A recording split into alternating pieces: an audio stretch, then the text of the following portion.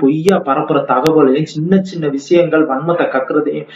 அத வீடியோவை பார்த்து அதை நம்பி விஜய்க்கு எதிரா அவங்களே திரும்பிடுறாங்க. இந்த மாதிரி ஒரு விஷயம் நடந்துதான் ஏற்கனவே அவங்க திரும்பிதான் விஜயகாந்த் சாரவே இன்னைக்கு இல்லாம அவங்கள கோட்டை விட்டுட்டு உட்கார்ந்து இருக்கிறாங்க. விஜயகாந்த் சார்